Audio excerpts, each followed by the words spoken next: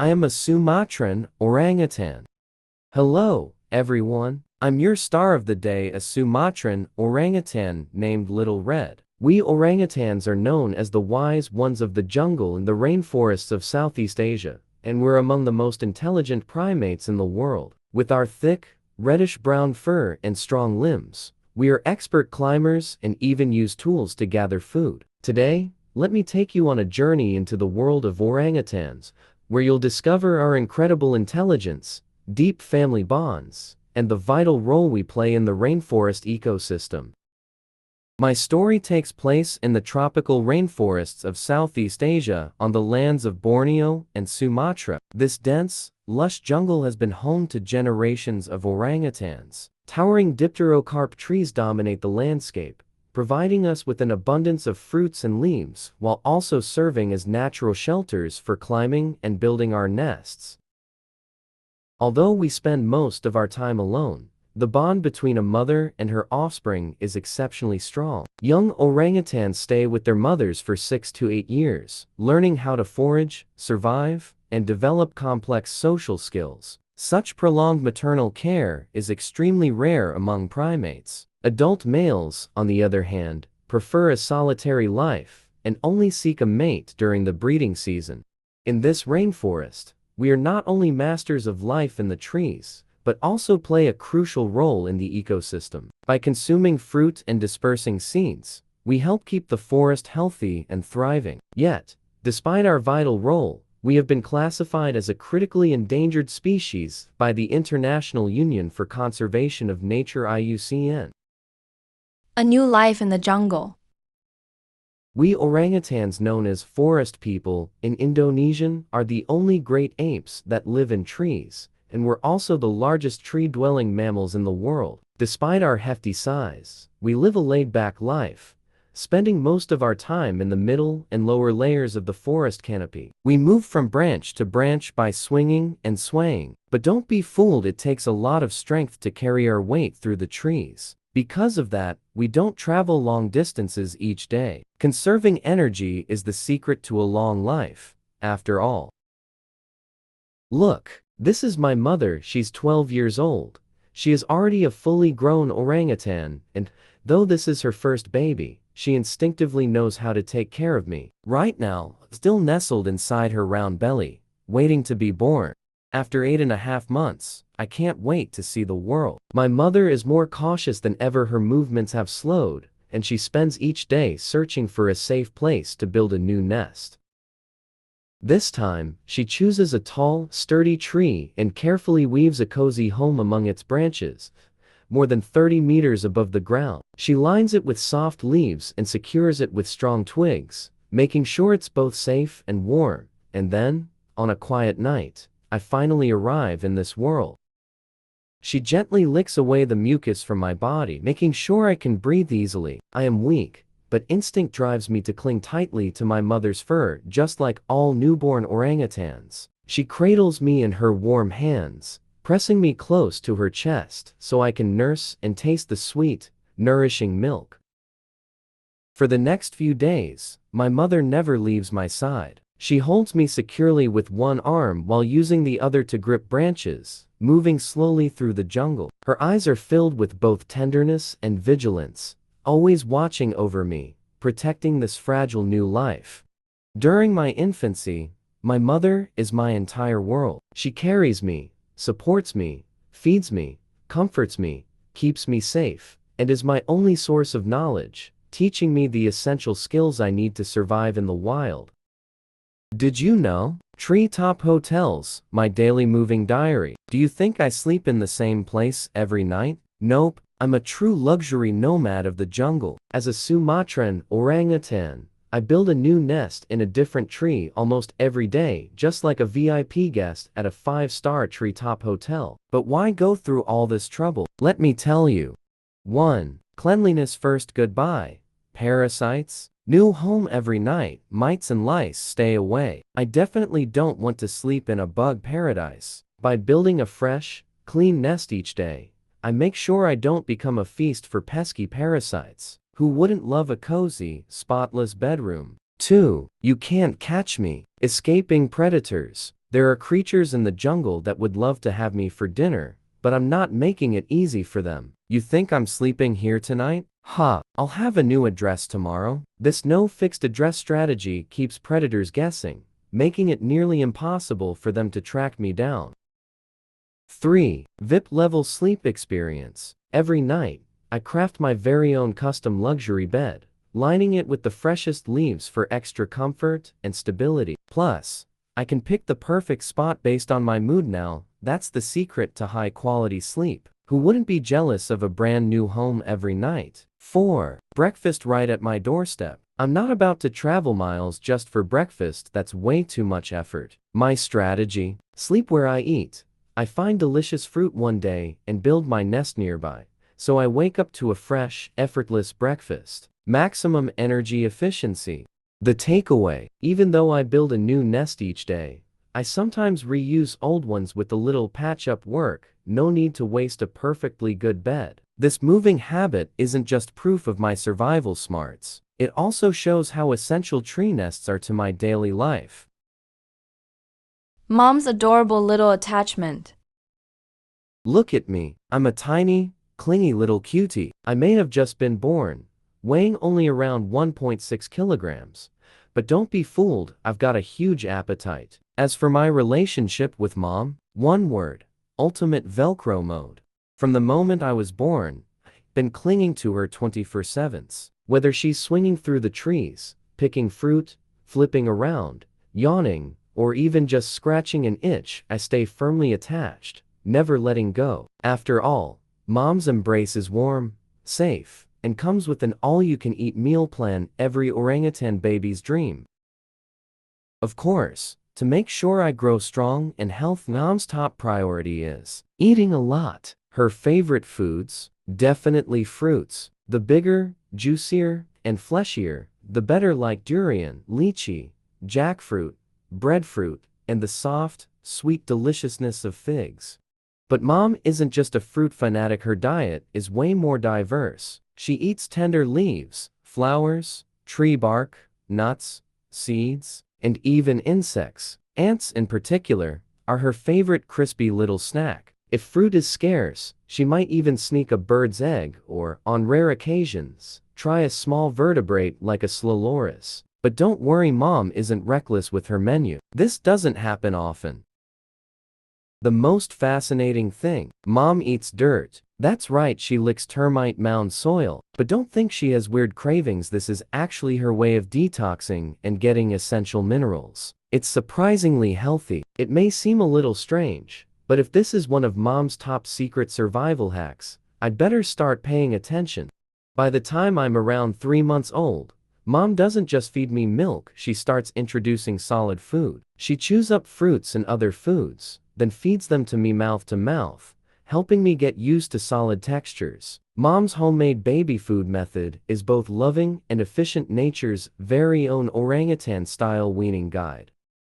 Did you know? Once Mom has me, she won't be in a hurry to have another baby. In fact, she'll wait a full 8 to 9 years before even thinking about adding a new member to the family. That's the longest birth interval of any great ape. Even gorillas and chimpanzees can't beat that. So, do you think I'm going to take full advantage of this one-on-one VIP treatment? Absolutely.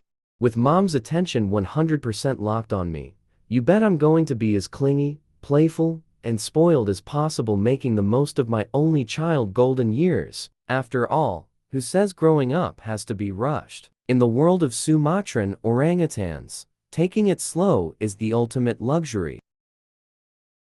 Growing up as a mama's boy or girl. Around the age of 2, a lifestyle gets an upgrade. I transition from clingy mode to little backpack mode. Instead of clutching onto Mom's belly, I learn to ride securely on her back, just like a VIP passenger. This way, I can stretch my limbs freely, hop off whenever I feel like exploring, and best of all, jump right back onto my personal taxi whenever I get tired. Perfect, right?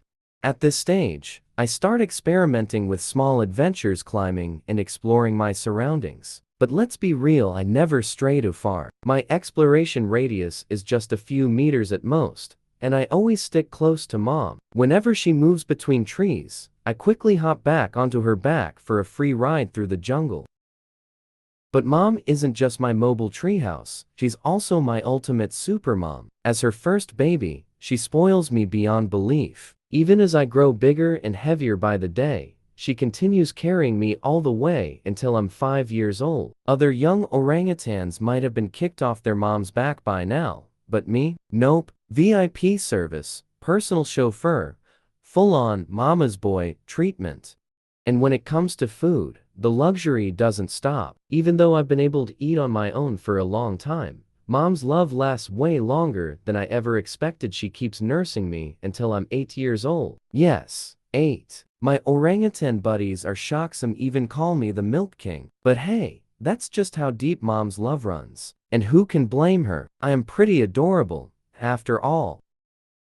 Even after I stop nursing, mom's love doesn't fade. For the next few years, I stick by her side everywhere, traveling, resting, eating. I'm basically a mini version of her. During this time, she teaches me everything I need to survive in the wild. How to pick the tastiest fruit, go for the big ones, the bright colors, and the strongest aromas. Can't go wrong with that. How to crack open tough shells, technique is more important than brute force. If you can't break it, you can't eat it.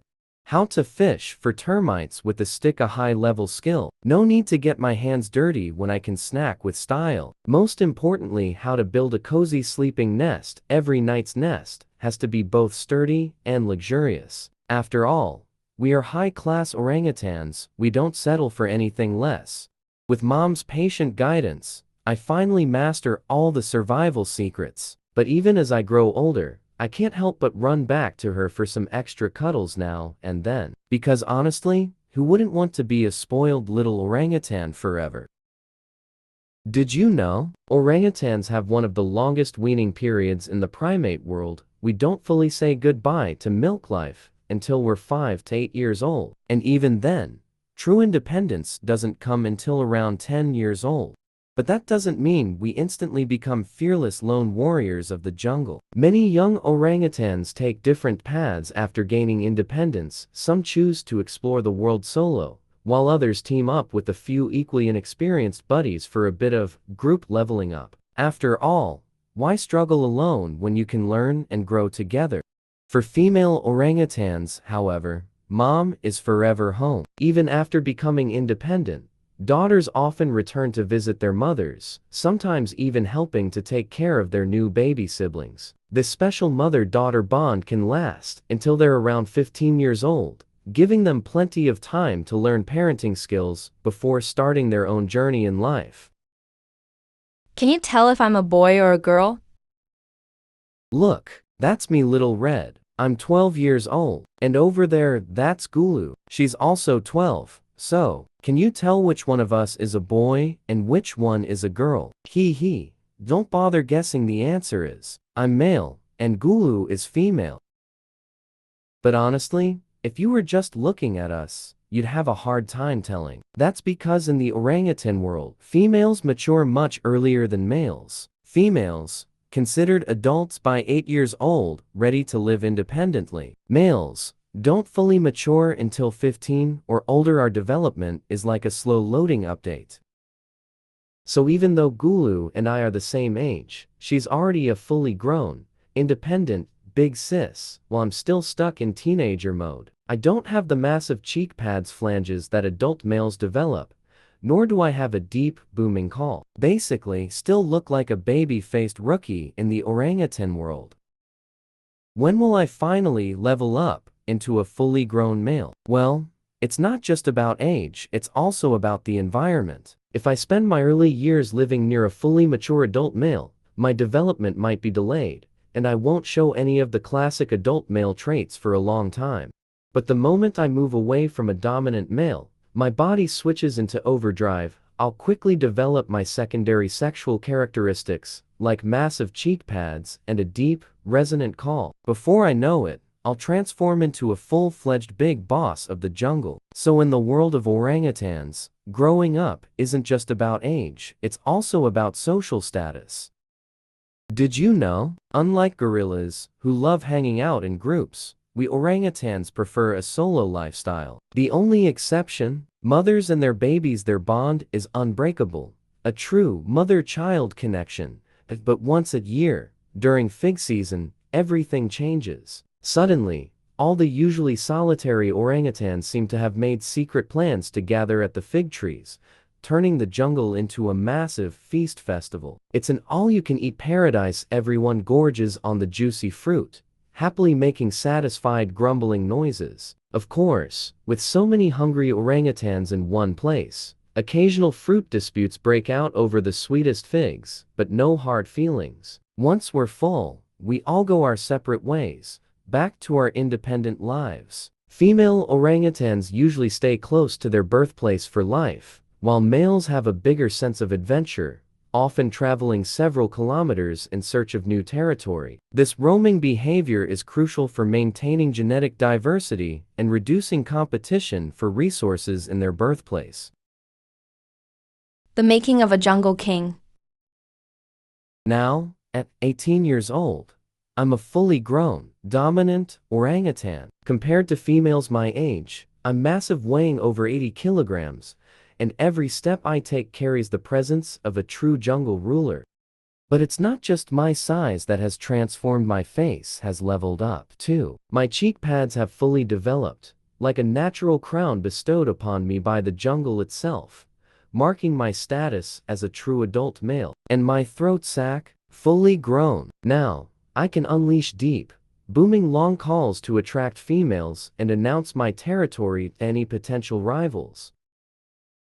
Look at this battle scar. See this scar on my face? 100 to my coolness factor. It's a mark of honor, a battle wound from a fierce showdown with another male just a few days ago over territory. But don't worry, a little scratch like this, nothing I can't handle. After all, what's a king without a few war stories? After all, I'm a jungle herbal master. A little wound? No big deal. I just need to chew up a few special forest herbs, apply the juice to my injury, and in a few weeks this gnarly-looking scar will heal completely, leaving no trace at all. It's like having a built-in orangutan bandage. 100 natural, jungle approved.